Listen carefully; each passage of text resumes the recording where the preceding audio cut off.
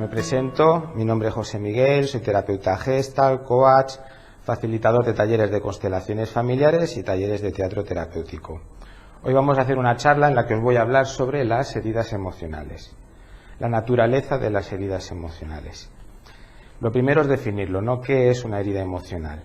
Una herida emocional es la sensación que se nos queda cuando vivimos una experiencia que nos rompe nuestro bienestar, que nos rompe nuestra alegría, que no nos esperábamos, que nos hace sufrir y que de alguna manera en el momento no podemos expresar todo lo que necesitamos para soltarlo, para liberarnos, o no podemos expresarlo porque tenemos que hacer alguna cosa para protegernos o porque tenemos que estar pendiente de algo y se nos queda como un dolor interno.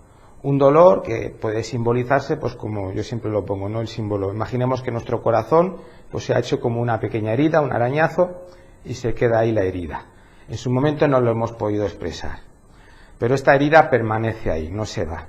Entonces, ante ello hay dos alternativas: o poner conciencia en eso y acabar de expresar esos sentimientos, esas emociones que nos han quedado pendientes, independientemente del tiempo que haga que esta herida se nos ha generado, o intentar poner tapones, como si pusiéramos una tirita encima de otra tirita, encima de otra tirita, para no ver la herida y actuar como si eso no hubiera ocurrido nunca. Entonces, hay maneras sanas de cerrar esta herida emocional y cuando la sanamos bien, nos fortalecemos, crecemos, maduramos, nos volvemos más fuertes. La típica frase que se dice mucho, ¿no? Lo que no te mata te hace más fuerte. Aquella herida que uno puede trascender y superar, le genera más carácter, le genera más determinación, pero aquellas otras que no, que se han quedado ahí estancadas, pues nos limitan. Entonces explicaré de qué manera nos pueden limitar estas heridas en nuestra vida, qué maneras tenemos de autoengañarnos, que son maneras falsas o maneras de cerrar en falso estas heridas, que son los mecanismos de defensa, pues para que aprendamos a no engañarnos a nosotros mismos y darnos cuenta si de verdad estamos estancados en algo o si de verdad lo hemos superado y hemos crecido con eso. Si quedan o no quedan emociones pendientes que resolver sobre esa herida emocional. ¿Qué tipo de experiencias nos pueden provocar heridas emocionales? Esto lo voy a explicar brevemente porque como ya lo he explicado en otras charlas que están en vídeo, pero lo explicaré, pues simplemente comentar cuál es cada tipo de herida. Son 4 tipos de experiencias las que nos pueden provocar una herida emocional. La primera son las pérdidas. Si sufrimos una pérdida, porque se nos ha muerto un familiar, porque nos ha dejado una pareja, porque nos han echado de un trabajo donde estábamos a gustos, lo que significa perder algo o a alguien que era importante para nosotros. Eso es un primer tipo de herida emocional que podemos sufrir.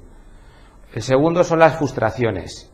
Yo esperaba que algo fuera de una manera determinada y me llevo el chasco de que no ocurre como yo me esperaba. Por ejemplo, una frustración pequeña, pero que puede ocurrir, pues yo saludo a un vecino y espero que el vecino me devuelva el saludo. Si no me lo devuelve, pues me puedo quedar frustrado. Esta frustración es pequeñita, pero si se acumulan muchas pequeñas frustraciones en poco tiempo, se puede generar una herida grande también.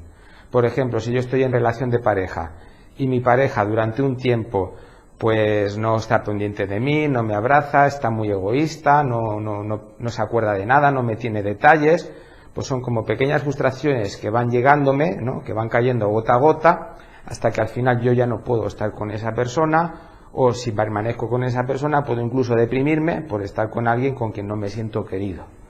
Entonces las pequeñas frustraciones se pueden convertir en una gran herida si se van acumulando durante mucho tiempo.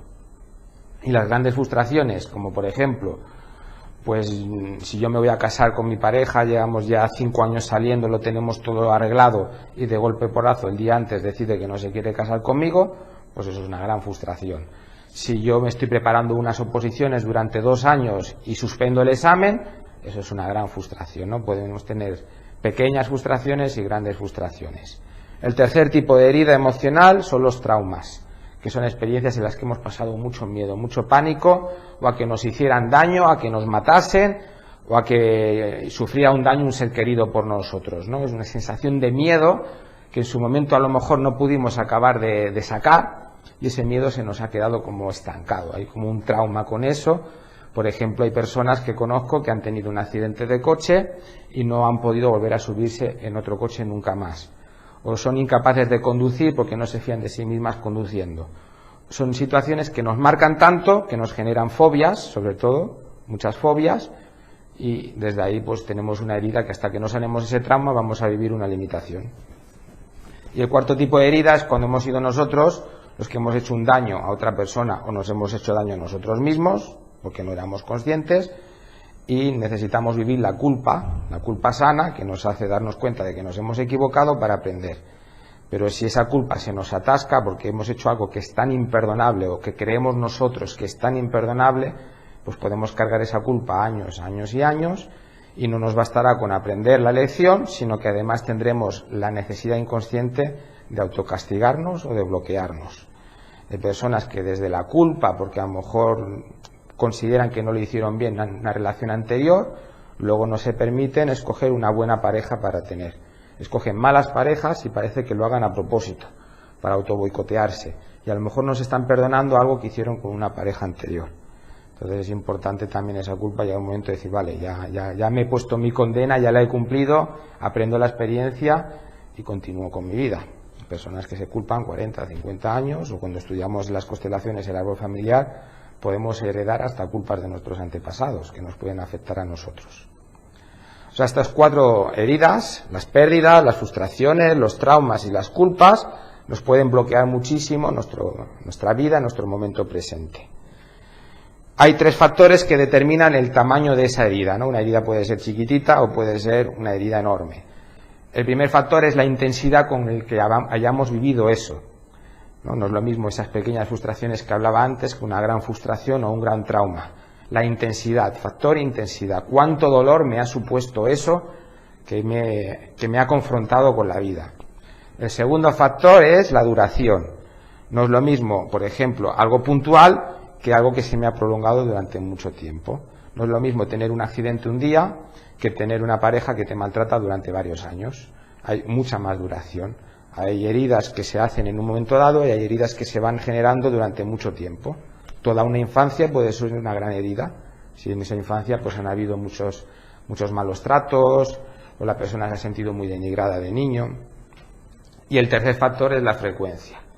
A lo mejor son pequeñas frustraciones, como comentaba antes, pero se van repitiendo con tantas veces que a pesar de que no sean heridas muy intensas, al final nos calan como si fuera algo muy gordo que hemos vivido. O sea, tenemos la intensidad, tenemos la frecuencia y tenemos la duración de aquello que hayamos vivido. Y luego, ¿qué nos ha podido causar una herida emocional? Pues puede haber sido una persona en concreto, papá, mamá, un hermano, una hermana, un niño en el colegio, un profesor, o una pareja que hemos tenido, o nuestro propio hijo, nuestra propia hija. Una persona en concreto, pueden ser varias personas, pues puede ser toda mi familia. Hay gente que está herida con toda su familia, hay gente que está herido con todo un pueblo, hay gente que está herido porque se lo cree así, con toda una raza, y desde ahí se justifica para ser racista, o está herido con todo el que pertenece a esa religión, ¿no? O sea, podemos incluso, aunque nos hayan hecho daño 3 o 4 personas de una etnia, podemos sentirnos heridos con toda esa etnia. O podemos sentirnos heridos con nosotros mismos. O sea, podemos culpar a una persona, podemos culpar a varias, podemos culpar a una institución, podemos culpar a Hacienda. Si Hacienda nos ha dado un palo, pues estamos enfadados y heridos con Hacienda. O con la justicia, si nos han puesto una multa que no esperábamos. Podemos estar heridos con nosotros mismos y también podemos estar heridos con las circunstancias, que ya sería como una especie de ofensa o dolor con algo más etéreo, ¿no? Estar enfadado con la vida, estar enfadado con Dios, estar enfadado con algo que es más etéreo, que no tiene carne y hueso, pero que uno puede vivir muy enfadado con la vida. Y claro, como con la vida no te puedes vengar, pues te vengas a través de otras personas o te vengas a través de ti mismo. O sea, enfadarse con la vida es como Don Quijote cuando se pelea con los molinos de viento. A los molinos no les va a pasar nada y tú te vas a descalabrar seguro. Pues hay muchísima gente que vive enfadada con la vida. Le ha pasado algo, ha tenido una enfermedad. Claro, con una enfermedad no te puedes enfadar con alguien concreto. O ha tenido un accidente en que estaba solo, no puede culpar a nadie y se quedan enfadados con la vida. Entonces, también podemos tener este tipo de enfado más etéreo. Muy bien. Hasta aquí más o menos lo que sería una herida emocional. Resulta que los seres humanos Independientemente de lo malo, de lo mejor o lo peor que lo hayan hecho nuestros padres o nuestros cuidadores, existen 3 factores que nos generan una vulnerabilidad especial que no sufren los animales, y los seres humanos sí, que nos pueden generar este tipo de heridas tan profundas que tardemos años, décadas, o que incluso en toda una vida ni podamos sanar. Incluso en las constelaciones familiares se ven heridas que tardan 3 o 4 generaciones en sanarse, porque se van transitando de padres a hijos durante varias generaciones, ¿no? Hay 3 factores que nos hacen especialmente vulnerables para quedarnos estancados en nuestras heridas, y que los animales esto pues no les pasa. Es un hándicap que tenemos los seres humanos. Y esto es importante entenderlo, porque si lo comprendemos nos será mucho más sencillo dejar de culparnos tanto a nosotros mismos, ni dejar de culpar tanto a nuestros padres porque no lo hicieron mejor con nosotros. Es que ya los seres humanos, desde nuestra naturaleza, venimos a ser heridos emocionalmente, y tenemos que aprender a mediar con estas heridas. El primer factor de vulnerabilidad, nuestra infancia. ¿Qué diferencia hay entre la infancia de un ser humano y la infancia de un animal? La primera es que nacemos muy indefensos, especialmente indefensos. Por ejemplo, cuando nace un caballo o un ternero, a las 4 o 5 horas ya está caminando por sí mismo. Los seres humanos necesitamos meses para aprender a caminar.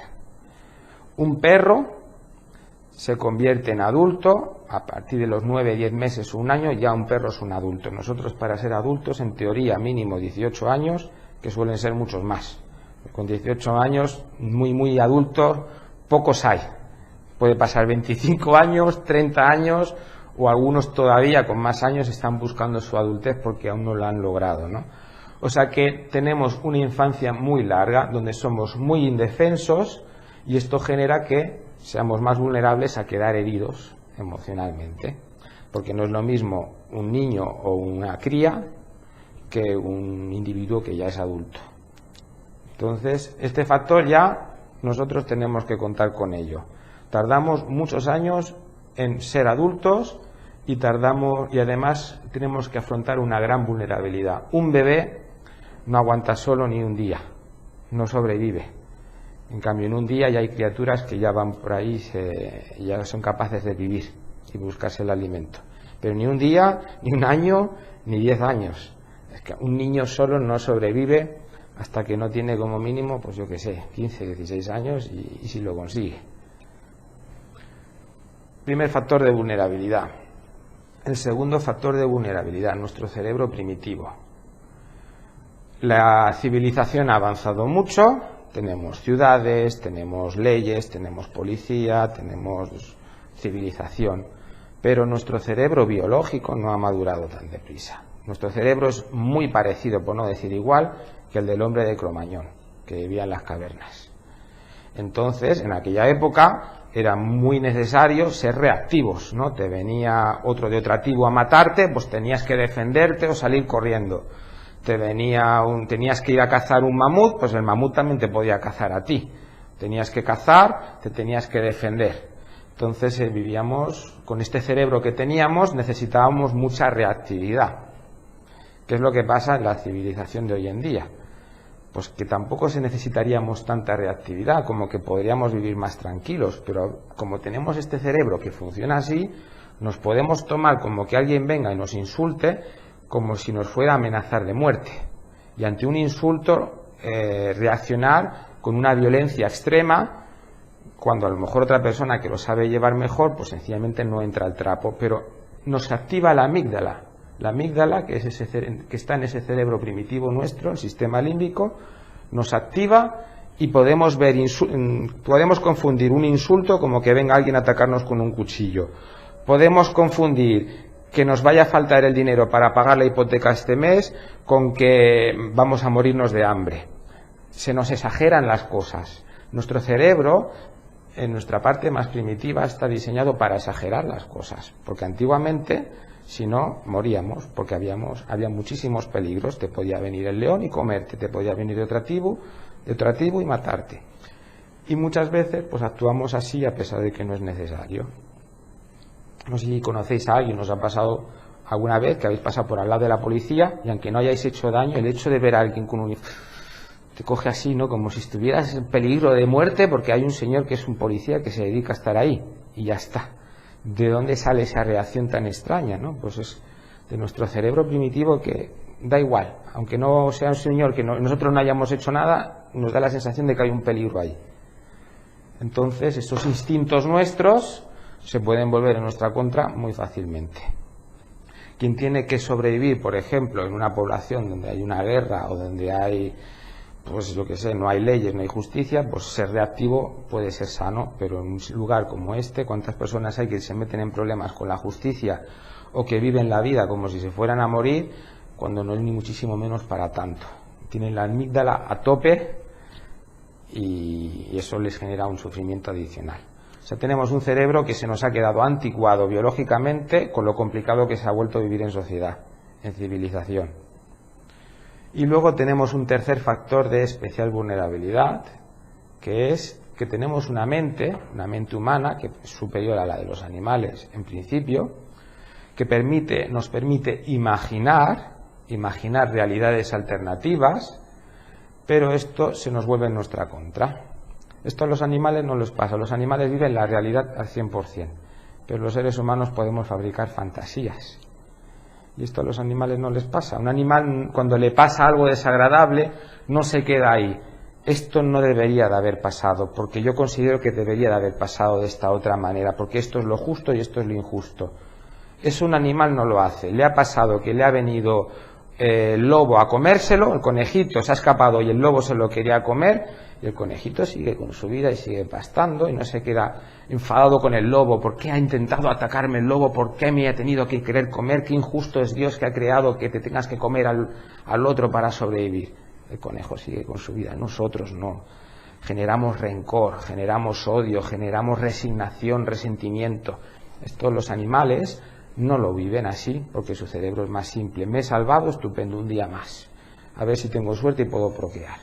Y ya está. Eso es su pensamiento. Nosotros no. O sea, quedamos ahí atascados. Mi madre no me supo dar cariño, mi padre no estaba nunca en casa y tal. Y necesitamos desahogarnos, ¿no?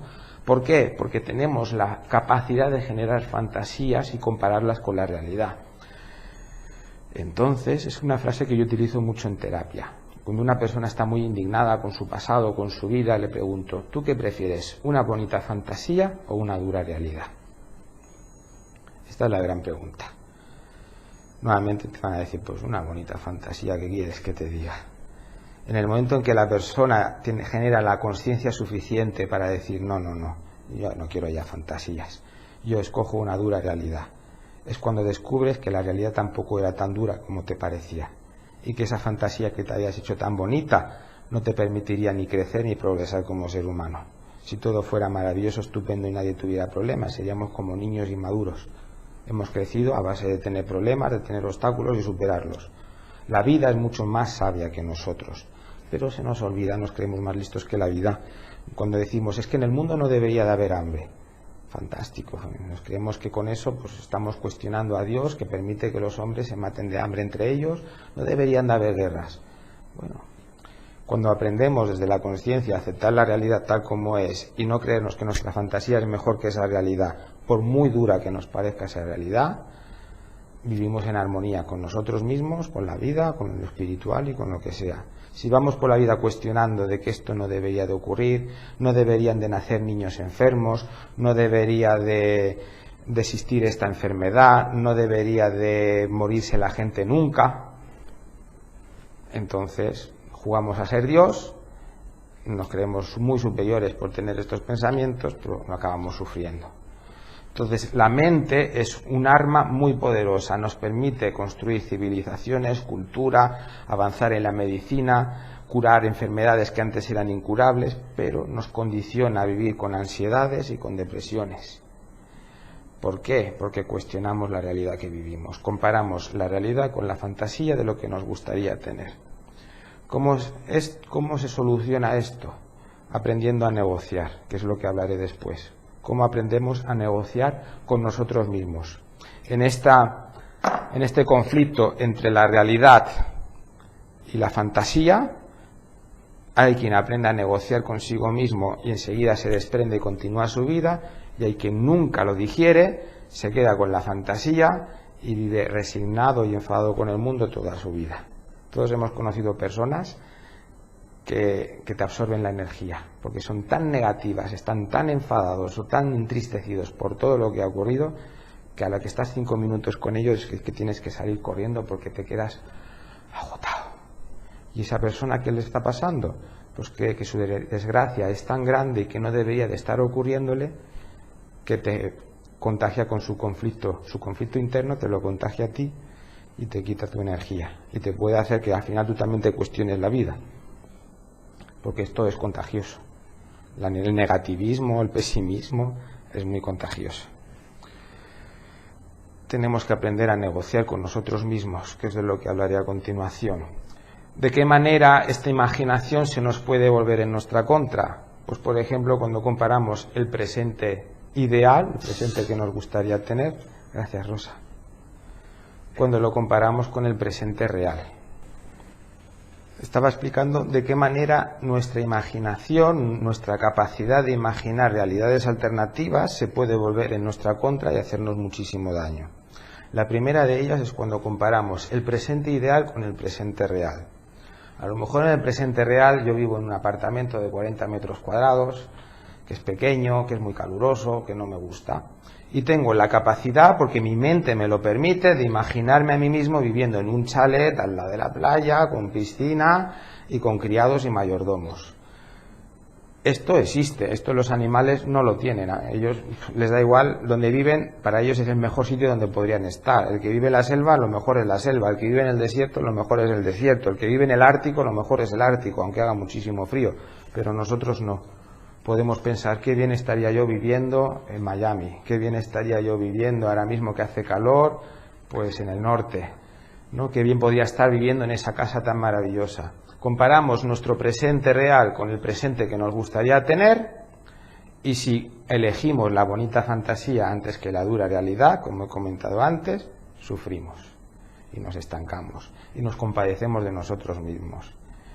Entonces, aquí tenemos un conflicto entre lo que es real y ni siquiera hace falta que se produzca una herida emocional profunda. Simplemente nosotros mismos nos herimos cuando yo comparo mi realidad con la fantasía bonita. Si veo por la tele a estos artistas que viven de lujo y comparo su vida o su belleza física o su inteligencia o su dinero o sus cuentas corrientes con lo que yo tengo, si digo ojalá tuviera yo esa bonita fantasía y no mi dura realidad, sufro.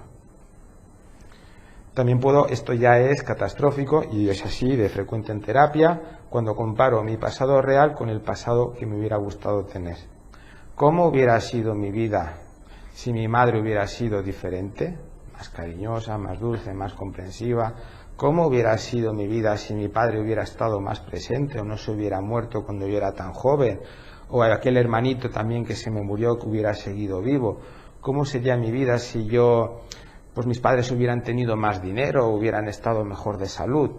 Entonces es cuando decimos, en mi pasado no me gusta, ojalá hubiera tenido este otro pasado. Comparamos, nos autocompadecemos, sentimos lástima por nosotros mismos y sufrimos. Esto a los animales no les pasa. Un animal, si tienen recuerdos, la manera en que lo vivan, no los cuestionan de que ojalá eso no hubiera pasado nunca. Nosotros sí, cuestionamos y sufrimos. Y luego ya, por supuesto, catastrófico cuando comparamos el futuro que nos gustaría tener con el futuro que nos da miedo tener. Siempre que pensamos en el futuro, puede ocurrir dos cosas. O que nos pongamos muy optimistas si pensamos en ese futuro que deseamos, muy alegres, muy eufóricos, me va a pasar esto tan maravilloso, tan estupendo.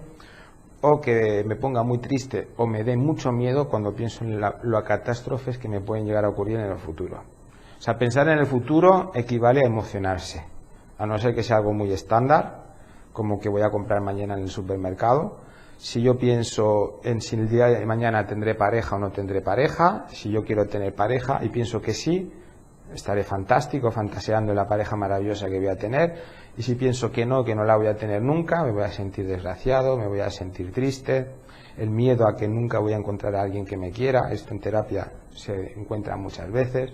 Es que no voy a encontrar a nadie que me quiera, por eso me quedo con mi pareja aunque no esté a gusto, aunque me trate mal, porque es que no voy a encontrar a alguien que me vaya a dar más. Y la persona se vuelve conformista porque todo su futuro lo piensa en negativo. O sea, el futuro nos genera, claro, los animales, imposible, no piensan en el futuro. Más allá de 10 minutos, no piensa el animal dónde voy a estar el año que viene, dónde voy a estar dentro de 5 años. Esa angustia no la vive. Tampoco vive en el optimismo de qué maravilloso va a ser mi vida en el futuro, pero tampoco viven esa angustia, porque viven aquí y ahora. El trauma, hay un mecanismo que se llama la represión, que es olvidar que eso ha sucedido, ¿no? Hay muchas personas que de pequeños recibieron abusos sexuales y como no podían mediar con eso, su propio inconsciente, para salvarles la vida, porque si no podrían con esa tensión, retiran esos recuerdos y es como si aquello no hubiera ocurrido nunca. Y crecen, pero luego de mayor te encontrarás con síntomas. Te encontrarás que te da miedo la sexualidad, te encontrarás que tienes fantasías extrañas a la hora de querer tener relaciones sexuales. Entonces eso queda mella. Si está inconsciente, pues se agrava al miedo o al terror que eso pudo generar, el que ni siquiera sabes de dónde te viene. Y lo tienes que investigar, pues trabajándolo desde el inconsciente, ¿no?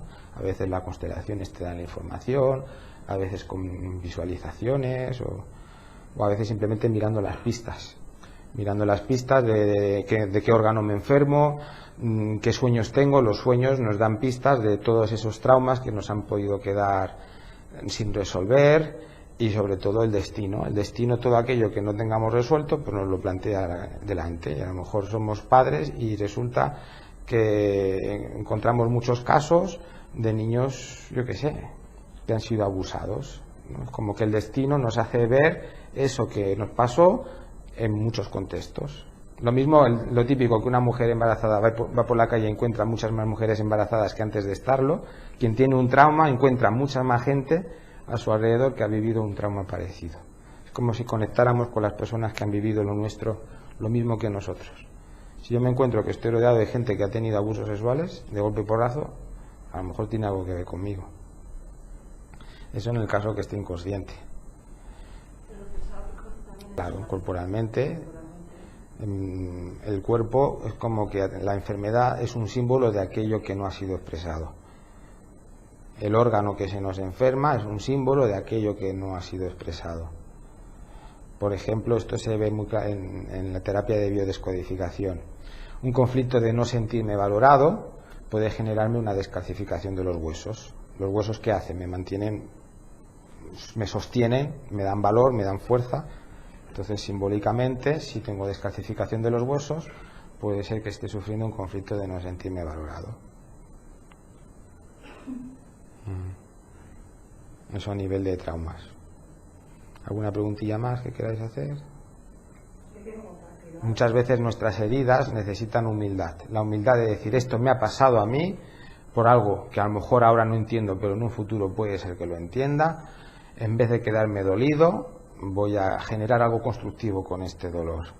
Hay niños que han sufrido malos tratos y en vez de convertirse en padres maltratadores en el futuro, pues estudian educación social o psicólogos y se convierten en expertos ayudando a otros niños que han sido maltratados. Si tú te sentiste rechazada, aprendemos a tratarnos a nosotros mismos de la manera que nos trataron de pequeños. Si de pequeños nos rechazaron, luego nosotros de mayores nos rechazamos a nosotros, porque es como aprendo yo a relacionarme conmigo mismo. Aunque sea yo soy la misma persona, yo tengo una manera de relacionarme conmigo mismo. Y a veces podemos ser nosotros mucho más duros y tóxicos con nosotros que lo que fueron nuestros padres o aquel adulto que nos hizo daño de pequeño. Por eso es como decir, ostras, si me doy cuenta de que me trato tan mal, de que me rechazo tanto o más como me rechazó papá, mamá o mi hermano o ese profesor en el colegio. Y lo descubro que estoy haciéndome el mismo daño que me hizo esa otra persona. Si pongo esta conciencia, tengo dos opciones, o seguir haciéndome ese daño o decir, no, voy a aprender a respetarme. A veces es necesario de adultos aprender a respetarse uno mismo, porque no nos han enseñado. Hay personas a las que sus padres o su familia no les han sabido enseñar al niño a respetarse a sí mismo, y toca aprender de adulto, aprender a respetar el cuerpo, a respetar los sentimientos. Hay personas que cuando sufren, esto lo iba a explicar después, lo explico ya, personas que cuando sienten un gran dolor emocional, en vez de sostenerlo y aprender a mimarse en ese dolor, se autolesionan, se hacen un corte, o se pegan a sí mismos, o se golpean, o se provocan un accidente para transformar ese dolor emocional en un dolor físico.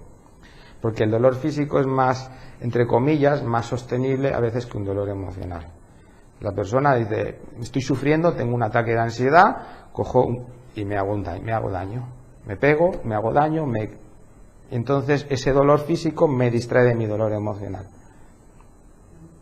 Aprender a respetarse uno mismo, si no nos han enseñado por las circunstancias que hayamos vivido en la infancia, tenemos la opción como adultos de aprender, o no, o quedarnos rechazándonos a nosotros mismos y autodestruirnos.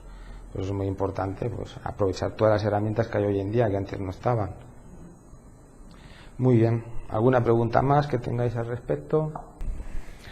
Las heridas emocionales, ¿dónde se guardan?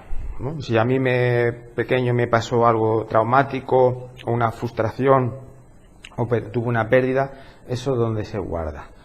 Se guarda en la memoria consciente, si me acuerdo de eso. Yo me acuerdo, por ejemplo, de la muerte de un familiar, eso me acuerdo. Entonces, como me acuerdo, ante ello, pues lo que he explicado antes, según a quién le eche la culpa, me sentiré de una manera o de otra. Si le echo la culpa a una persona de aquello que a mí me pasó, por ejemplo, si a mí en el colegio me pegaron y a mí eso me generó una frustración porque no tenía la expectativa de que me pegasen, más el trauma porque pasé miedo, más la pérdida de mi inocencia porque yo creía que esas cosas no ocurrían y uno perdió ahí la inocencia, pues si yo culpo a la persona que me pegó, pues entonces tengo rencor, resentimiento contra esa persona. Pero a veces, si yo a esa persona la amo porque es un familiar mío, a mi madre, a mi padre, un hermano, a alguien quien quiero, entonces en vez de culpar al otro, prefiero como culparme a mí. Porque así me evito sentirme mal por culparle. Entonces hay personas que a lo mejor han recibido un abuso de alguien a quien amaban y prefieren culparse a sí mismos que culpar a quien se lo ha hecho. Entonces podemos culpar al otro, podemos culparnos a nosotros, como si fuera culpa nuestra, o ya esa pantalla de proyección que va fantástico, que es pues, la culpa es de Dios, o la culpa es de la vida, o la culpa es de la mala suerte. Entonces aquí ya es cuando uno se quita toda la responsabilidad, se la quita al otro y lo mete en eso que no aporta nada, ¿no? Porque desde ahí difícilmente se puede curar una herida. Casi es mejor culparte a ti o culpar al otro, porque desde ahí lo puedes sanar, que culpar a algo tan grande como los molinos de viento de Don Quijote, que es que explicaba antes. Podemos guardar nuestro dolor en nuestro consciente, podemos guardarlo en nuestro inconsciente. Para encontrarlo pues tenemos que trabajar con los sueños, con los síntomas y las somatizaciones que has explicado tú antes, o con las pruebas que nos envía el destino. Aquello que tengamos pendiente lo traemos a esas personas, ¿no? Y también también se guardan las heridas emocionales en el cuerpo. ¿De qué manera? Generando contracturas musculares, tensiones musculares, muchas veces en terapias que son corporales, cuando aprietan según qué parte del cuerpo que hay una tensión, al apretar sale como una liberación emocional y la persona se pone a llorar sin saber por qué llora, ¿no? Es como que se le ha deshecho una tensión y a lo mejor incluso apretando, por ejemplo, la espalda en según qué partes, le viene el recuerdo de un trauma que no se acordaba y lo puede llorar por fin, porque es como que la memoria de nuestro dolor no está solamente en el cerebro, sino que está en todo nuestro cuerpo y en algunas partes localizadas. Y otro sitio donde se pueden guardar las memorias de las heridas emocionales son los órganos. En los pulmones se guarda la tristeza, se encoge, la tristeza te va encogiendo, ¿no? En el hígado se guarda mucho la rabia, en los riñones se guarda mucho el miedo, se queda ahí esa energía emocional y esto puede generar pues luego pues una enfermedad de riñón, de hígado, de pulmón, de corazón, de garganta. En la garganta se guarda mucha emoción, puede generar pues luego problemas con las cuerdas vocales, con la voz, etcétera. ahí es donde guardamos las heridas. Ahora voy a explicaros negociar. Vale, imaginamos que a mí me ha pasado algo que yo considero que no me tendría que haber pasado nunca, porque tengo la capacidad mental de imaginarme que eso no hubiera pasado de la manera que ha pasado, ¿no? Entonces entramos en el proceso de negociación. Está la realidad y está la fantasía, ¿no?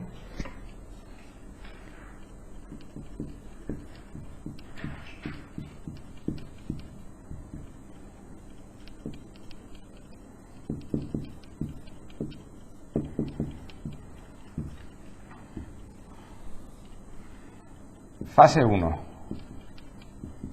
Vivo el conflicto. Experiencia de conflicto. Alguien me ha agredido, he vivido una enfermedad, he tenido un accidente, me ha dejado una pareja, lo que sea que a mí me haya perturbado mi bienestar. Vivo el conflicto. Si en ese momento tengo la oportunidad de expresarlo plenamente o lo que sea, pues esa herida la podré como cicatrizar al momento, ¿no? No todo se convierte en heridas eternas. Pero si no, porque es una herida muy grande, es una pérdida de un familiar muy querido, o es una frustración muy grande, o lo que sea, o se acumula mucho tiempo y no me da tiempo a digerirlo, tenemos que comparar el sistema emocional como el sistema digestivo. Las emociones se digieren lo mismo que digerimos la comida. Y si no digerimos la comida, se nos queda aquí o se nos quedan las tripas, ¿no? Como un estreñimiento emocional. La manera más sencilla de entenderlo, entender el sistema emocional, es comparándolo con el sistema digestivo. Pues entonces algo tendré que hacer con eso. Fase 1, vivo el conflicto. Fase 2.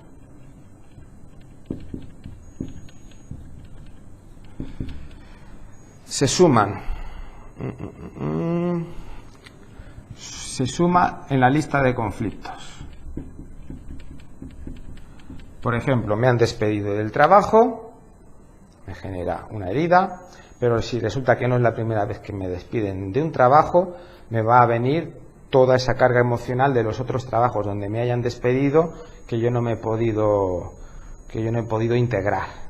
Y no solamente los despidos, me van a venir todas las veces que me han dejado de las parejas y me van a venir todas las veces que me he sentido rechazado o apartado, ¿no? En el colegio, si no me aceptaban los amiguitos, todo eso me va a venir, ¿no? El problema de un conflicto es que te activa todos los conflictos anteriores que no tienes resueltos que se puedan parecer. Entonces entramos, ostras, mira lo que me ha pasado. Y mira, esto no es la primera vez que me pasa, y entramos en una fase en que se me suma, ¿no? Es como una bola de nieve que se ha hecho más grande porque viene con un pasado arrastrado. Entramos en la tercera fase, fase 3, que es la fase que yo he llamado la fase de la balanza. En la fase de la balanza, a ver si me sale.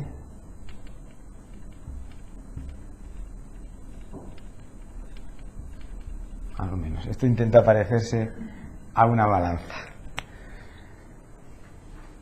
Esta bola que se me ha generado la pongo en un sitio, lo que no me gusta de la vida, lo que no debería de ser como es. Y en la otro platillo pongo lo que sí me gusta de la vida, las cosas que sí me van bien, ¿no? Entonces empezamos en este juego de hacer balanza. De lo que me gusta, lo que acepto de la vida, lo que estoy encantado, y lo que no soporto, lo que no me gusta y lo que considero que no debería de ocurrir nunca. Muchas personas que están en este juego, ¿no? A veces me pregunta a mí una persona en terapia, ¿vale la pena vivir? Y yo le tengo que dar una respuesta a eso. Si yo le doy la respuesta de que sí y no quiere, me va a ver como un enemigo. Si le doy la respuesta de que no, pues por supuesto me lo estoy cargando. Entonces tengo que ayudarle a que él mismo se dé esa respuesta y a ser posible afirmativa, que diga que sí, que vale la pena vivir. En esta fase de la balanza vienen preguntas, nos hacemos preguntas. La de ¿vale la pena vivir? Si yo mismo me respondo sí, siento gratitud. Vale, me han pasado algo horrible, que se me suma a otras cosas horribles, pero hay tantas cosas buenas que me están pasando en mi vida. Tengo gente a la que quiero, tengo bien de salud, lo que sea. Pues yo tiro adelante con mi vida. Esto, bueno, me han despedido del trabajo, pues ya encontraré otro trabajo, lo que sea, tiro adelante con mi vida. Puedo decir, no, mira, ¿sabes qué? Que ya no soporto que me despidan más, ya no soporto que me rechacen más, decido que no vale la pena vivir. Esa persona, pues desde ahí o genera una depresión y se queda como atontado y no quiere evolucionar o se queda estancado, o directamente pues puede llegar al peor de los casos pues a cometer suicidio y decir me quito de en medio porque considero que entre lo bueno y lo malo es peor, considero que no vale la pena vivir. Otra pregunta muy tóxica, muy complicada de gestionar: ¿es justo lo que me está pasando? Si es justo que me hayan despedido, me culpo a mí mismo, es que es normal porque me lo merezco. Si no es justo, pues culpo al jefe, al dueño de la empresa. Genero rencor, resentimiento. Y a veces me quedo a medias. Digo, bueno, sí, vale, yo no lo he hecho bien, pero ellos también lo tienen, ¿no? Es como que reparto las culpas entre mi yo y el jefe o esa persona que me ha rechazado. Si yo reparto, pues es más fácil gestionarlo. Si yo me siento totalmente culpable, pues me va a costar mucho, porque si yo me culpo, pues yo mismo me haré daño, yo mismo me generaré un autocastigo. Y si culpo al otro, me siento muy víctima y me estanco en mi victimismo. Entonces, es una pregunta que, si tengo la consciencia de decir, bueno, a medias, es cierto que a lo mejor yo he podido hacer cosas que me hayan provocado un despido, pero también ellos a lo mejor no han hecho lo suficiente para que no acabase así la situación o han influido en ello, ¿no? Se trata de sentir, de ampliar la mirada, de decir, vale, ¿cuál es mi parte de responsabilidad y cuál es la parte de responsabilidad de la otra parte? Es una pregunta que nos puede, claro, llegar a una respuesta, pues empezamos en un ping-pong, a veces me culpo a mí, ¿no? En las parejas pasa mucho. Y incluso en una hora de terapia, una persona puede haberse culpado a sí mismo 10 veces y haber culpado a su pareja de todo otras 10 veces. Y empiezas el ping-pong, la culpa es tuya, no, la culpa es mía, no, pam, pam. Hasta que no encontramos esa respuesta que es, la culpa es a medias. La parte que a mí me toca de responsabilidad, la parte que a ti te toca, entonces es cuando podemos sanar algo. Si no, estamos mareados entre lo víctimas que nos creemos y los culpables que nos sentimos. Pregunta muy complicada, pero que sale muchas veces, ¿no? ¿Es justo que me hayan despedido del trabajo? ¿Es justo que mi pareja me deje en estos momentos? ¿Es justo que se haya tenido que morir mi padre cuando todavía era joven y estaba en principio de la jubilación, por ejemplo? Y otra pregunta que también hay que procesar muchas veces es, ¿algún día lo bueno superará lo malo? Si yo siento que aquí está todo lo malo y la balanza se me inclina para aquí, me hago una segunda pregunta, porque es verdad que en un momento dado la vida puede parecer que sea todo más malo que bueno. Pero si yo, ante esta pregunta de si algún día lo bueno superará lo malo, me contesto que sí, pues desde la esperanza tiro para adelante. Si contesto que no, es decir, lo malo supera lo bueno y en el futuro lo malo seguirá superando lo bueno, pues más posibilidades hay de deprimirse o de hacer algo peor. Y luego puede ser la respuesta también que digamos a medias. Dependerá de mí, de mi propia responsabilidad, que algún día lo bueno supere lo malo. Estas tres preguntas forman parte de esta fase de la balanza. ¿Es justo lo que me está pasando? ¿Algún día lo bueno será mejor, más grande, o habrá más cosas buenas que malas en mi vida? ¿Y vale la pena vivir? Fase 4. Esta fase puede durar años. Uno puede estar haciendo balanza de un divorcio, puede estar 2 o 3 años, o ha perdido un familiar muy querido, puede estar 3 años. El proceso de duelo es vivir esta balanza también, ¿no? Si un padre pierde un hijo, una madre pierde un hijo, puede estar 3, 4, 5 o 10 años haciendo balanza si vale la pena vivir o no después de que se me haya muerto un hijo. Estas preguntas además son recurrentes, ¿no? Te das una respuesta un día, pero al día siguiente te vuelve la pregunta y te das la respuesta contraria. Hasta que no te encuentras tú con tu respuesta definitiva, estás dándole vueltas en tu cabeza entre la realidad que te gustaría que hubiera sido y la realidad que realmente ha ocurrido. Entramos en la fase 4, que es cuando empieza ya la negociación a generar un efecto. Pero este tipo de efecto puede ser de dos maneras, ¿no? Podemos decir, vale, sí, he estado aquí haciendo balanza, haciéndome preguntas trascendentales, decido que sí, que vale. Lo bueno es más que lo malo, ¿vale? Porque es que si no, ¿cómo continúo viviendo? Si pienso que si es más grande y más poderoso lo malo que lo bueno. Puede ser que yo llegue a esta conclusión realmente porque me lo crea. Me crea que realmente vale la pena vivir. Ante la pregunta, ¿vale la pena vivir? A pesar de todo lo malo que sucede, hay cosas muy buenas por las que vale la pena vivir. Puede ser que yo me conteste esto, pero desde un esfuerzo, desde una imposición. Yo me impongo a mí mismo ser optimista, yo me impongo a mí mismo creer que la vida vale la pena. Eso es lo que yo llamo cerrar la herida en falso. Y puede ser que no me lo crea. Si no me lo creo, pues vuelvo a la fase de la balanza. Y otra vez, hacerme preguntas constantemente. En esta fase 4 desarrollamos lo que sería una explicación.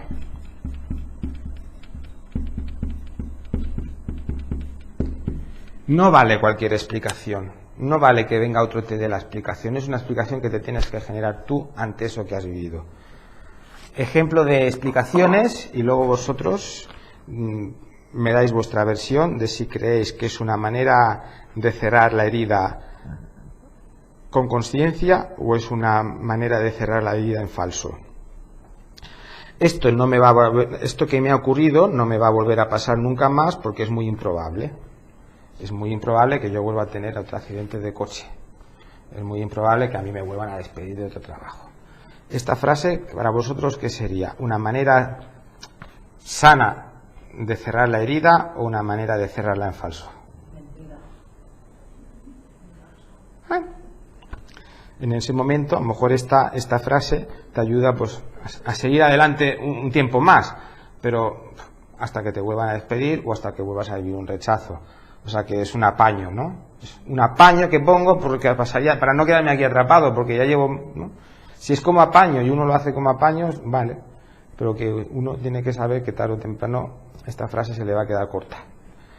La próxima vez sabré verlo venir y lo podré evitar. Bueno, a lo mejor la próxima no, pero la próxima no, como las relaciones de pareja. Si ya me han dejado varias veces, pues ya no me va a doler tanto si es la sexta como si es la primera, a no ser que no haya superado, entonces me duelen todas juntas. Es una manera que puede estar, que si es verdad que lo he madurado, pues sí es verdad, lo podré evitar, pero fiarse mucho de eso puede ser peligroso. La próxima vez sabré defenderme. Alguien me ha atacado, o me ha ofendido, me ha molestado y yo en su momento no he tenido las palabras o no he sabido confrontarlo, la próxima vez sí que lo voy a saber hacer. Así. No me ha tocado vivirlo, me ha tocado vivirlo para ampliar mi conciencia.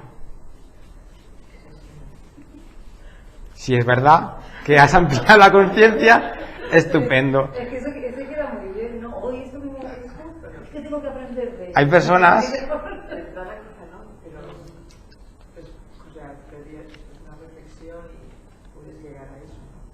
Claro, hay personas que desarrollan, como ahora está muy de moda, un ego espiritual, ¿no?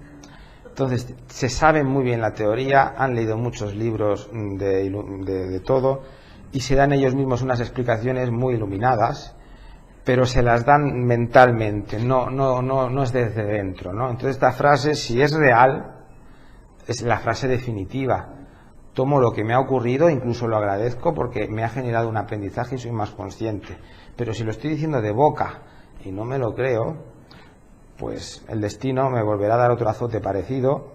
O igual en ese momento crees que lo estás integrando, pero a lo mejor realmente no falta que... Claro. Si es un cierre completo o es un cierre parcial, ahí va la cosa. Puedo sacarle ventaja a esto que me ha pasado.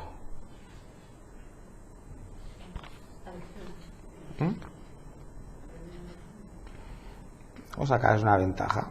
No sé, a lo mejor te han despedido del trabajo, pero te han pagado un finiquito muy bueno. Entonces, desde ahí, pues negocias. Ostras, me han despedido, me siento muy ofendido, pero ostras, con este finiquito puedo montarme mi propio negocio. Pues ahí no es como... No tiene por qué ser una mala frase, ¿no? Puedo aprender. Puedo aprender, o el próximo trabajo ya lo sabré hacer diferente. O me equivoqué en esto y ahora no me lo hago de o voy a intentar que me pase. Exacto, ¿no? Si os dais cuenta, más que la frase en sí misma es la humildad desde que se pronuncia esa frase. Lo que desvela si ayuda o no ayuda. Si es una frase que sale desde una arrogancia, desde un orgullo, de esto no me va a pasar nunca más porque como me llamo así, no, a Dios pongo por testigo que nunca más voy a pasar hambre. Si lo hago desde el orgullo, seguramente me va a volver a pasar. O eso, o otra cosa, para aprender a ser humilde. Si lo hago desde la humildad, entonces sí. Entonces esa cicatriz esas heridas se convierten en cicatriz. Las heridas cicatrizan con conciencia, con humildad, con compasión en el otro, compasión en uno mismo. Lo importante es sobrevivir. Está apaño puro y duro, ¿no? No, me ha pasado esto, pero voy a tirar para adelante porque lo importante es sobrevivir. Bueno, es una manera de ganar tiempo. Porque si te vas a pasar toda la vida sobreviviendo, tarde o temprano te vas a plantear si vale la pena vivir así. Vas a volver a la balanza. Vivir o sobrevivir. Tengo que seguir adelante por los míos. Otro apaño, pero como no se le dé más conciencia a eso, al final los míos me dirán, déjanos en paz. No lo hagas tanto por nosotros porque nos pones a nosotros en una postura comprometida, ¿no? Esos padres que dicen, no me divorcié, esa madre que dice, yo no me he divorciado de tu padre por vosotros. El niño dice, pues mamá, con esta frase a mí me estás haciendo muchísimo daño, porque significa que yo, la próxima, si yo me caso y me divorcio porque no me va bien, voy a ser una egoísta por no haber aguantado como tú. Entonces eso de que lo hago por los míos, cuidadito. Yo he visto, hay casos, bueno, no los he visto, pero los he estudiado, de una madre que no se suicida por su hija para poderla sacar adelante. Y cuando la madre se muere y la hija era el apoyo de la madre, y digo, bueno, ahora qué hago yo con mi vida si mi función era que mi madre estuviese viva. Y puede incluso llegar a suicidarse, ¿no? Yo he sido el apoyo para que mi madre no se suicide, mi madre se acaba muriendo de vieja, pero ahora yo, ¿para qué sirvo si mi finalidad era que mi madre estuviese en la vida? Estas frases nos hacen creernos muy amorosos, pero realmente son frases muy egoístas. En vez de responsabilizarme a mí mismo para salir adelante, me apoyo en los míos. Al otro le supone una atadura, si cae en ese juego, si no cae, no, tú di lo que tú quieras. Pero es muy difícil no caer en un juego de eso. Claro. Exacto. Si no tienes conciencia, es fácil creerte tú mismo que sigues vivo por los tuyos y es fácil creerte que esa persona que sigue viva por ti lo está haciendo por amor. Y lo está haciendo porque necesita una excusa para seguir adelante. Y me está metiendo a mí en medio de su balanza.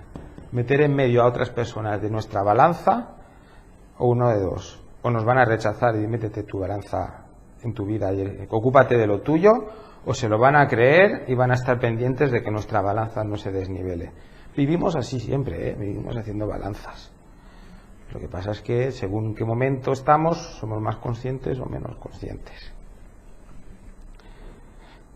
Tarde o temprano la situación mejorará, puede ser una buena frase en un momento dado, da esperanza, nunca es la frase definitiva, pero puede ser una frase que ayude, o lo que no me destruye me hace más fuerte. Ahí entra mucho el orgullo, ¿no? El orgullo es como un apaño. Ante la falta de humildad, el orgullo te permite dar ese apaño para salirte un poquito de aquí, pero nunca es una solución definitiva. Bueno, fase 5.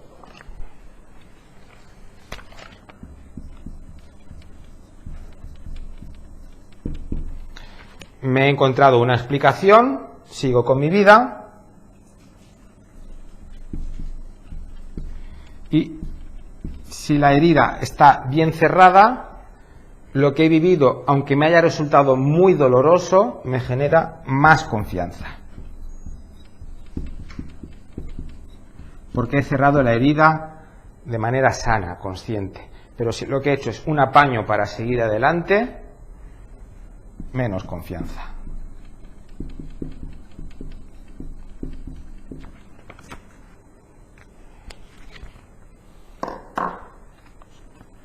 Todos tenemos un nivel de confianza hacia la vida. Hay quien confía en la vida esto, hay quien confía esto, hay quien confía esto, hay quien confía esto. Cada uno tiene su nivel de confianza ante la vida. Ante la vida es ante mí mismo, ante los demás. Esto lo explicaré al final, o lo explico ya así que estoy en ello, ¿no? Existen tres tipos de confianza. La confianza en mí mismo, la confianza en los demás y la confianza en mi capacidad de sostener mis emociones. Yo puedo confiar en mí, en mi capacidad de sostener mis emociones, siempre y cuando no me pasen de este umbral. Yo sostengo este nivel de tristeza. Si paso de este nivel de tristeza, entonces me planteo si vale la pena vivir o no. Hay quien aguanta este nivel de tristeza, hay quien aguanta este y hay quien aguanta este. Es la confianza en que yo pongo en que soy capaz de sostener mis emociones. Yo sostengo mi rabia hasta aquí, pero como la pase, o una de dos, o me mato o mato al otro. O la pongo aquí, o la pongo aquí. ¿Y quién? Aquí. La confianza en uno mismo. Yo confío en mis capacidades y en mis recursos hasta aquí, hasta aquí, hasta aquí. ¿Hasta dónde confío yo? En mí mismo. Si pongo la confianza muy arriba y es mentira, porque es puro ego, puro orgullo, la vida se va a encargar de darme una lección que me baje los humos. ¿Y qué confianza pongo en las demás personas? Esto de la confianza tiene mucho que ver con la infancia. La confianza en mi propia capacidad de sostener las emociones son los primeros meses de vida. Un bebé no tiene claro cuál es la frontera entre su yo y el mundo externo, ¿no? Entre mi mundo interno y el mundo externo. Cuando un bebé lo pasa mal, porque tiene hambre, o porque tiene una necesidad fisiológica, o porque alguien le ha pegado, o porque tiene frío o calor que viene desde fuera, no sabe si ese pasarlo mal viene de fuera o viene de dentro suyo, si es desde su propio organismo o se lo están generando inconscientemente sus padres o el clima. No lo sabe. Simplemente siente que está sufriendo. Entonces, si el niño sufre mucho rato, porque los padres no saben atenderle rápido, no le saben alimentar, ¿no? Sufre mucho, pues coge como una desconfianza a su propio cuerpo. Mi cuerpo me genera sufrimiento, porque a que tengo hambre, como tarda mucho rato en ser alimentado, pues no confío en que mi cuerpo me resulte placentero. Mi cuerpo a mí me resulta desagradable, porque tengo hambre y tardo mucho en saciar mi hambre. Tengo sed y tardo mucho en saciar mi sed. Cojo desconfianza ante mi cuerpo. Entonces, la persona que vive esta situación, porque los padres no saben cuidar al niño, porque están ocupados con otros 8 niños más, hay padres que tienen muchos niños, o porque lo que sea, ese niño adquiere tal desconfianza en sus sensaciones corporales que genera un corte. Entonces, cabeza por un lado, cuerpo por otro lado, y entonces desconecta con lo que le pase a su cuerpo. Hay personas, he visto un caso de una persona que es capaz de estar 8 horas trabajando sin ir al baño. Cuando acaban las 8 horas se da cuenta que tiene que ir al baño y tiene unas ganas horribles de ir al baño. Pero el minuto antes, como era horas de trabajo, no se daba cuenta de que tiene que ir al baño. Ha pegado tal corte con su cuerpo y su mente que las sensaciones físicas se las reconoce cuando ya están a un límite altísimo. Y cuando su inconsciente le da permiso de darse cuenta que se está ir al baño. Cuando ya está fuera de horas de trabajo. Hay personas que tienen una herida y no se dan cuenta que tienen una herida y están sangrándose, y hay otros que a la que tienen un pequeño dolorcito aquí ya lo están viendo, ¿no? ¡Oh, mira que me duele! Y otros a lo mejor tienen la pierna rota y no se dan cuenta de que tienen una pierna rota o que tienen un esguince hasta que ya eso ya les está doliendo horrores, ¿no? Es como una sensibilidad que tenemos hacia el cuerpo y depende mucho de la confianza que tengamos hasta este. Si yo no me fío de que mi cuerpo me vaya a dar sensaciones placenteras, si yo tengo la sensación de que conectar con mi cuerpo es conectar con el malestar, con el hambre que pasé de pequeño, o la sed que pasé, o el frío o el calor, Entonces me pongo en una barrera, corto, vivo mi mundo desde aquí para adentro, mis pensamientos, mi imaginación, ¿no? Me hago filósofo y filosofeo con la vida, con el universo, con todo, pero desconecto completamente del cuerpo, ¿no? Son personas que cuando sienten algo no se dan cuenta, se sienten con efecto retardado. A lo mejor a veces les insultan y no se dan cuenta de que han sido insultados hasta que han pasado 2 días.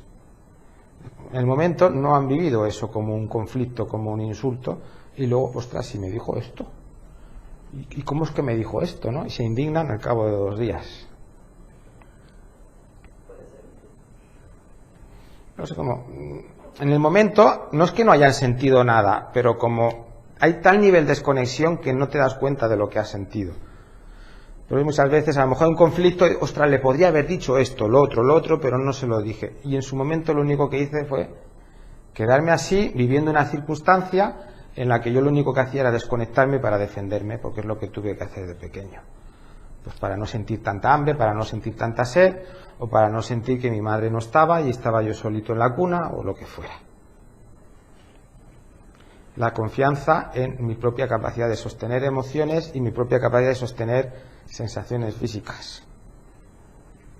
El otro tipo de confianza, el niño ya lo genera cuando se entera de que yo soy yo y mamá es mamá, es confiar en mamá. Si el niño aprende a confiar en su mamá, si la mamá es confiable, aprende a confiar en el otro. Si luego mamá le abre el camino para que confíe en papá, que no le cierra la puerta, la madre presenta al padre, el vínculo primero es con la madre y luego la madre te presenta al padre. Y te presenta al padre diciéndote, este es un buen hombre, puedes confiar en él, o este hombre no vale la pena, tú eres más hijo mío que de papá. Puede ocurrir 2 cosas. Si entonces ahí generas la confianza con lo masculino, generas la confianza con figuras de autoridad o figuras orientadoras. La confianza en la madre, la confianza en el padre. Si la tenemos, por eso es tan importante lo de tomar a los padres en constelaciones, porque si yo los tomo, me es mucho más fácil confiar en la vida, confiar en las otras personas, y luego después el niño aprende a confiar en sí mismo. Vale, puedo confiar en mi cuerpo y en mis sensaciones corporales, porque aunque tenga hambre no me va a durar mucho rato, aunque tenga sed no me va a durar mucho la boca seca. Alguien me va a ayudar enseguida a alimentarme, a que beba, o me tapará si tengo frío, o me quitará ropa si tengo mucho calor y me ve sudando. Y luego, vale, puedo confiar en mi madre. Mi madre es esa mujer que está ahí, que me da mimos, que me da cariño, que me dice que valgo la pena, que está contenta de tenerme. Y luego confío en mi padre. Vale, este señor, pues también le importo, no solamente a mi madre, puedo confiar en lo masculino, puedo confiar en todo eso. Y luego aprendo a confiar en mí. O sea, el niño lo último que aprende es a confiar en sí mismo. Primero, ¿qué confianza tengo con mi cuerpo, mis sensaciones corporales y emocionales? Segundo, ¿qué confianza tengo hacia la madre y el padre, hombre y mujer? Tercero, ¿qué confianza puedo tener hacia mí mismo? En mis propios recursos, en mis propias capacidades, mi propia inteligencia, mi propia manera de afrontar la vida. Las heridas emocionales que no van sanándose van mermando nuestro nivel de confianza en nosotros, en las personas, en mi cuerpo y en las sensaciones, ¿no? Cuanto más heridas, más piedras en la mochila, menos confío en mí, menos confío en el otro, menos confío en mi cuerpo. Si yo quito piedras, entonces voy subiendo mis niveles de confianza desde la humildad, no desde el orgullo. El orgullo es una falsa autoconfianza. El orgullo, el narcisismo es una manera falsa de darse a uno confianza y por ser falso cierra factura, pasa factura. Si había otra figura, una abuela, una hermana mayor, una tía, que de alguna manera ha podido cubrir ese puesto, la herida estará igual, pero no será tan grave. Si no había nadie, esa persona lo va a tener muy complicado. Entonces, a veces la primera persona en la que logra confiar un adulto es en su terapeuta. Te tiras 4 años, primero te tiras 3 años a lo mejor haciendo terapia, hablando de tonterías, porque estás poniendo a prueba a tu terapeuta. Mi terapeuta es de confianza o no lo es. Y después, esto lo he visto en casos, después de 3 o 4 años de hacer terapia es cuando te salta la persona y te dice, es que abusaron de mí de pequeño. Y te quedas así, ¿no? El proceso, ostras, llevo 3 años con esta persona y hoy, un lunes después de 3 años, me cuenta que es que le abusaron de pequeño o que, yo qué sé, que su padre le pegaba, o que tuvo una enfermedad y estuvo hospitalizado X tiempo. Te encuentra algo súper gordo después de 3 años de hacer terapia, de haberte hablado de tonterías, de problemas, tonterías del trabajo, te lo encuentras y dices, ¿cómo puede ser esto? Y no es porque esa persona tuviera reprimido ese recuerdo, no es eso de desenterrar el inconsciente, es que esa persona se ha pasado 3 años preguntándose, ¿puedo confiar en ti? Y cuando por fin confía en ti, abre proceso, como una explosión. Por fin encuentro a alguien con quien me puedo hablar, me puedo mostrar, y empiezas a confiar en otro ser humano por fin.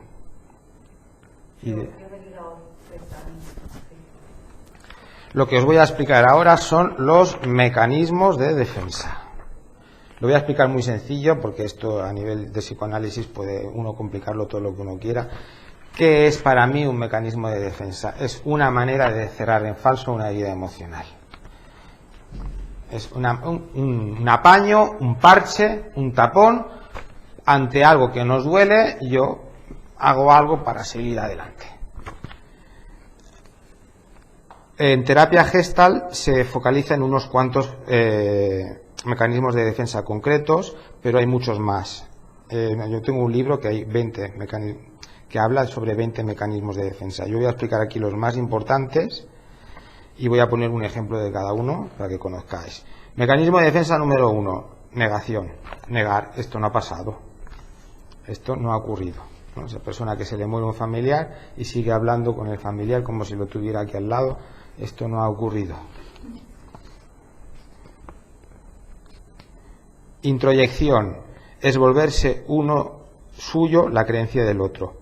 Por ejemplo, si mi mamá de pequeño me dice que soy muy torpe, es que eres muy torpe, es que eres muy torpe, es que eres muy torpe. Y si yo me enfado, llega un momento que me agoto de enfadarme. Entonces lo que hago es verdad, soy muy torpe. Si mi madre lo dice, es verdad. Introyecto la idea del otro. Me la creo para dejar de pelearme con eso. Porque una madre que te dice mucho algo, tú eres muy torpe, o tu hermana es más guapa que tú, o lo que sea, hay mucha torpeza a veces, pues para no pelearme con esa idea, pues me la creo, introyecto. No solamente introyectamos mensajes, también introyectamos ejemplos. Si mi madre se mete mucho con mi padre porque dice que es un vago y yo soy hombre, introyecto que soy un vago, porque mi papá es hombre. Mi papá, según mi mamá, es vago. Y además dice mi mamá que todos los hombres son unos vagos. Yo soy hombre, automáticamente debo ser vago. Me lo creo y me vuelvo vago. Y mamá tiene un niño más varón que le va a confirmar su teoría de que los hombres son vagos. Introyectar es creerse lo que te dice el otro y así dejas de pelearte con eso porque te lo crees. Es una manera muy tóxica de cerrar una herida. Proyección, reflejar en el otro lo que es de uno. Por ejemplo, a mí me gusta una chica, pero como me da mucha vergüenza o me da mucho apuro o tengo mucho miedo al rechazo, me invento que soy yo quien le gusto a esa chica y que esa chica no me dice nada porque le da vergüenza. O sea, lo mío, lo que me está pasando a mí, me invento que es lo que le está pasando al otro y justifico porque el otro lo hace así. No sé si se ha entendido bien. Es muy raro, pero es muy loco, pero es que casi muchísima, la proyección es como el mecanismo que está más en auge. Vamos proyectando en los demás, ¿no? A lo mejor tenemos complejo todos nuestros complejos de inferioridad muchas veces pues los proyectamos al otro. Si yo soy un desordenado, pues proyecto que todos los demás son desordenados, ¿no? Y la frase famosa de cree el ladrón que todos son de su condición, el ladrón es un gran proyectador. Cree que todos son tramposos igual que él. Retroflexión es alguien me agrede y en vez de devolverle el daño a esa persona, me lo hago a mí mismo. Una persona, por ejemplo, me insulta y en vez de devolverle el insulto o decirle me siento ofendido, luego me voy insultándome a mí mismo porque he sido insultado y no me he defendido. O sea, tengo el insulto del otro más todos los insultos que yo me pongo a mí mismo por no haberme sabido defender. Esto a nivel consciente. A nivel inconsciente, morderse las uñas, comerse las uñas es retroflexión. Es como una manera de quitarte tus armas. Personas que se muerden las uñas, que se muerden el dedo, es retroflexión. A lo mejor en el fondo lo que quisiera hacer es arañar a alguien que le ha molestado. Y en vez de coger y arañarlo, lo que hago es que me quito las uñas. Es una retroflexión. Me hago un daño a mí. El alcoholismo, las drogas, también es una manera de retroflexionar. Me hago un daño a mí mismo y desde ahí gestiono la ira que me pueda producir pues la familia, la sociedad, la pareja. Y casos he visto de cuando una pareja discute, el chico empieza a pegar puñetazos en la pared y se hace daño en la mano. En verdad, ese chico lo que haría sería pegar a la chica. Pero dentro de su locura o de su incapacidad en ese momento, pues se hace daño a sí mismo. Luego también están los que montan el numerito, que lo que quieren fingir es eso, pero es otra cosa, que es cuando dices, ya estoy cansado ya de que te rompas la mano, tío. Pues sí, ya esto es un cachondeo, no, al principio da susto, ¿no? Pero luego dices, es un numerito, ¿no? Proflexión es hacerle al otro lo que me gustaría que el otro me hiciera a mí. Por ejemplo, si yo quiero que el otro me dé un abrazo, en vez de pedirle que me dé un abrazo, voy yo y se lo doy. Así me evito pedirlo. Por ejemplo, si yo quiero que la otra persona me diga que me quiere mucho, si yo quiero que mi pareja me diga que me quiere mucho, en vez de pedírselo, lo que hago es yo decirle que le quiero mucho. Y cómo te quiero, y cómo te quiero, y cómo te quiero. Otro, gracias, gracias, gracias. Pero tú estás esperando a que te diga, yo también. Pero no te lo dice. Entonces tú se lo dices más. Y el otro, gracias, gracias, encantado de que me quieras tanto. Entonces es darle al otro lo que te gustaría que el otro te diera a ti. Es una manera de engañarse.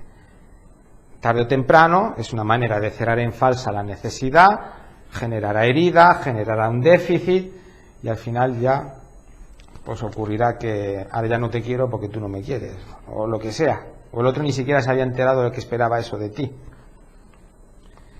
Deflexión es quitarle importancia a lo que me está pesando a pesar de tenerla.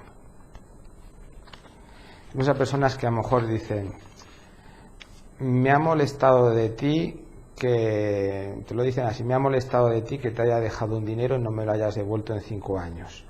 Y te lo dicen con este tono. Y dices, bueno, lo siento, toma, te lo doy ahora. Cuando en verdad lo que están es muy enfadados porque te has tirado 5 años sin devolver el dinero. Es que te lo dicen, pero te lo dicen de una manera tan sutil que tú ni te enteras de que el otro le ha dolido tanto. O te lo dicen, pero ellos mismos se quitan importancia. Dicen, me molesta que no me hayas devuelto el dinero en tanto tiempo, pero tampoco es algo muy importante, o sea que no te angusties. Entonces, ¿en qué quedamos? ¿Te molesta o no te molesta? Entonces, una manera de, yo te digo lo que me está pasando contigo, pero te lo digo o muy sutil, o te lo digo tan preocupado de que no te siente mal, que al final, pues, sencillamente tú no te enteras de lo mal que me has sentado. Es otra manera de cerrar una herida en falso. Mi herida es que tú no me has devuelto ese dinero. Pero en vez de decírtelo claramente, te lo digo tan sutilmente porque a la vez estoy protegiendo a ti, que me quedo igualmente herido. Confluencia. Confluencia es dejarse de ver uno mismo para perderse en el otro. Cuando ya te importa más el otro que tú mismo. Desconectas. Yo tengo una herida, por ejemplo, en los entierros. Está ese familiar que ha perdido a su padre, a su madre, a su pareja, y en vez de llorarlo, se dedica a consolar al resto de familiares. No sé si lo habéis visto alguna vez en algún entierro, que está a lo mejor la viuda, o el viudo, o el padre, o sea, el hijo, lo que sea, y todo el mundo le dice, te acompaño en el sentimiento, y el otro te quiere más consolar a ti que no recibir el consuelo. Se esconde en el dolor del otro para no ver su propio dolor. Confluye, ¿no? Estos son los mecanismos que más se trabajan en Gestalt. Luego hay otros que son más de psicoanálisis, por ejemplo la represión, que ya lo he comentado antes, directamente cómo olvidar que aquello ocurrió, o no olvido que ocurrió, pero me olvido de los sentimientos que aquello me produjo. Hay personas que en terapia te cuentan una tragedia pero te la cuentan con una desconexión emocional que parece que te estén contando algo que le ha pasado a un vecino o algo que han visto en una película. Porque no es que no se acuerdan de lo que les ha pasado, pero han reprimido todo aquello que sufrieron en aquel momento. Entonces lo cuentan como si le hubiera ocurrido a otro ser, no a ellos. Se puede reprimir el recuerdo entero, se puede reprimir la carga emocional que me produce ese recuerdo. Formación reactiva. Es hacer lo contrario de lo que uno desea para obligarse a creer que no lo desea. Por ejemplo, pues una persona que, una persona que tiene un deseo por alguien de su propio sexo, con alguien de su propio sexo, pero se censura y se vuelve homófobo, como un homosexual que fuera homófobo, por ejemplo. O pues una persona, como lo que yo juzgo, yo deseo, por ejemplo, deseo fumarme un cigarro, pero no me fumo el cigarro y condeno a todos los que se están fumando cigarros. Para convencerme a mí mismo de que no me voy a fumar el mío, critico a todos los demás fumadores. Sería algo así. Por supuesto, la intelectualización, que sería elaborarse una explicación mental muy desarrollada de lo que es un sentimiento, para que se me pierda el sentimiento en las palabras y en los razonamientos que yo me doy. Hay personas que para decir que están enfadados con su padre, pues te cuentan 1000 historias relacionadas con el padre y lo argumentan, es que mi padre es así. Ya justifican al padre, pero no desde la conciencia, sino para desconectar del enfado que están sintiendo con el padre, ¿no? Lo intelectualizan, lo adornan. El aislamiento, pues es una manera de, yo tengo una herida y para que no me hagan más heridas, pues me aíslo y así ya nadie me hace heridas, ¿no? Desde mi herida me prevengo que me hagan más heridas. Me aíslo o me vuelvo una persona superficial para no tener vínculos profundos. Aislarse no significa solamente quedarse totalmente aislado físicamente. Uno puede estar rodeado de gente y aislado emocionalmente. Mantengo vínculos superficiales, no me comprometo con nada ni con nadie y yo mismo me aíslo del compromiso con otro ser humano. Desplazamiento es, por ejemplo, cambiar el foco de aquello que me ha generado un dolor en otro. Es el típico padre que se cabrea con su jefe, pero como no se puede desahogar con su jefe, luego llega a casa y se desahoga con su mujer o sus hijos. La rabia que siento por ese, la desahogo con ese otro, aunque no tenga la culpa. Me invento una excusa, un defecto, algo que haya hecho el otro, para volcar toda esa ira que tengo contenida con el jefe, que a él no lo puedo tocar, y lo hago. Pero los niños pequeños, que sus padres les pegan o que son muy autoritarios, cogen un muñeco y le empiezan a pegar al muñeco.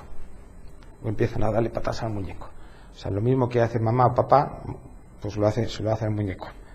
O se lo hace el hermanito más pequeño, que es peor.